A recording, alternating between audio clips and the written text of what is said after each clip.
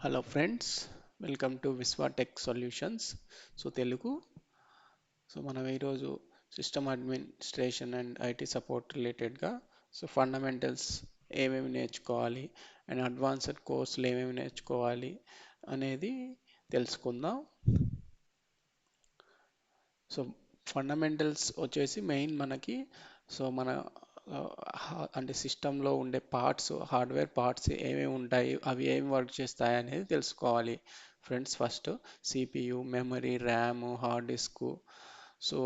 So అవి ఎందుకు, వాటి ఫంక్షన్ ఏంటి అనేది ఫస్ట్ నేర్చుకోవాలి. సిస్టమ్ అడ్మిన్ అండ్ ఐటీ సపోర్ట్కి మెయిన్ ఇంపార్టెంట్ ఫండమెంటల్స్.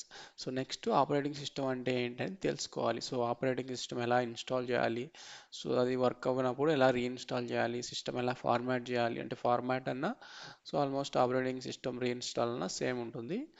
సిస్టమ్ లేదు రీసెట్ చేయాలి. ఇప్పుడు కొత్తగా వచ్చే సిస్టమ్లన్నీ మోస్ట్లీ అంటే ఫార్మాట్ ప్రత్యేకంగా పెన్ డ్రైవ్తో చేయాల్సిన అవసరం లేదు.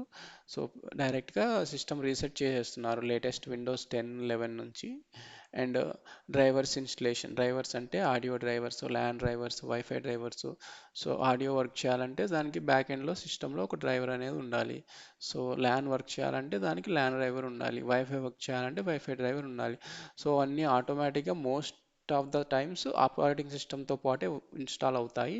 ఇన్ కేస్ అవి వర్క్ అవ్వకపోయినా లేదా ఆటోమేటిక్గా ఇన్స్టాల్ అవ్వకపోయినా ఎలా ఇన్స్టాల్ చేయాలి, వాటిని ఎక్కడి నుంచి డౌన్లోడ్ చేసుకోవాలనేది మన ఫ్యూచర్ వీడియోస్లో చూద్దాం. డైవర్స్ ఇన్స్టలేషన్ అనేది. అండ్ కొన్ని సిస్టమ్ అడ్మినిస్ట్రేషన్కి అవసరమైన ఆ నెట్వర్కింగ్ ఫండమెంటల్స్ని కొంచెం మనం ముందు ఫ్యూచర్ వీడియోస్లో తెలుసుకుందాం. దాంతోపాటు విండోస్ సపోర్ట్ ఎలా ఉంటుంది, ఎలాంటి ప్రాబ్లమ్స్ వస్తాయి, మ్యాక్ సపోర్ట్ ఎలాంటి ప్రాబ్లమ్స్ వస్తాయి బేసిక్గా అందరికీ. సో అంటే ఆర్గనైజేషన్ కొన్ని డిఫరెన్స్ ఉంటాయి, బట్ అందరికీ ఓవరాల్గా జనరల్గా యూస్ అయ్యే కొన్ని ట్రబుల్ షూటింగ్ మెథడ్స్ తెలుసుకుందాం మనం విండోస్ అండ్ మ్యాక్లో.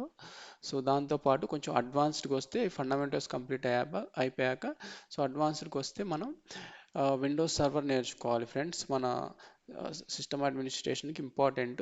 విండోస్ సర్వర్ వస్తే మనకి ఇంకొంచెం ఎక్కువ గ్రిప్ ఉంటుంది సిస్టమ్ అడ్మినిస్ట్రేషన్లో.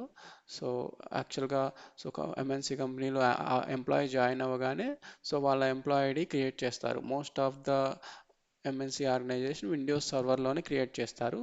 ఇప్పుడు లేటెస్ట్గా అదే విండోస్ సర్వర్ని క్లౌడ్కి, అంటే ఎజూర్ యాక్టివ్ డైరెక్టరీ అంటారు, దానికి రిప్లికా చేస్తున్నారు. But still most of the organizations are using Windows server only. క్లౌడ్కి రిప్లికేట్ చేస్తారు కానీ మెయిన్ క్రియేట్ చేయటము అండ్ డేటాబేసెస్ అంతా క్లౌడ్లో ఉంటుంది. ప్లస్ మన ఆన్ ప్రిమిసెస్లో కూడా వీళ్ళు బ్యాకప్ లాగా ఉంచుతారు అనమాట. విండోస్ సర్వర్తో మేనేజ్ చేస్తారు. ఎంప్లాయీ ఐడీస్ క్రియేట్ చేయటం కానీ, వాళ్ళకి ఈమెయిల్ ఐడీస్ క్రియేట్ చేయడం, ఇవన్నీ మేనేజింగ్ విండోస్ సర్వర్లోనే ఫస్ట్ క్రియేట్ చేసేటప్పుడు విండోస్ సర్వర్లో క్రియేట్ చేస్తారు. మనం కొంచెం విండోస్ సర్వర్ నేర్చుకుందాం. సో అంటే దాంట్లో active directory, users and computers ఉంటుంది. యూజర్స్ని ఎలా మేనేజ్ చేయాలి, కంప్యూటర్స్ డొమైన్లో ఎలా యాడ్ చేయాలి, అండ్ దాంతోపాటుగా గ్రూప్ పాలసీస్ అని ఉంటాయి, అంటే రిస్ట్రిక్షన్స్ ఇంప్లిమెంట్ చేయటం. సో అంటే యూజర్ కంట్రోల్ ప్యానల్ ఓపెన్ అవ్వకూడదు, కమాండ్ ప్రాంప్ట్ ఓపెన్ అవ్వకూడదు. యూజర్కి ఓన్లీ అతని మెయిల్ ఐడి, అతని పాస్వర్డ్తోనే అతని కంప్యూటర్ లాగిన్ అవ్వాలి. ఇలాంటి రిస్ట్రిక్షన్స్ అన్నీ మనం విండోస్ సర్వర్ నుంచి ఇంప్లిమెంట్ చేయొచ్చు గ్రూప్ పాలసీని ఉపయోగించి. దాంతోపాటు ఎస్ఎస్సిఎం. ఎస్ఎస్సిఎం ఏంటంటే బ్యాక్ ఎండ్ నుంచి మనం సాఫ్ట్వేర్స్ పుష్ చేయొచ్చు, కంప్యూటర్స్ మానిటర్ చేయొచ్చు, పర్ఫార్మెన్స్ మానిటర్ చేయొచ్చు. బ్యాక్ ఎండ్ నుంచి ప్యాచెస్ పుష్ చేయొచ్చు.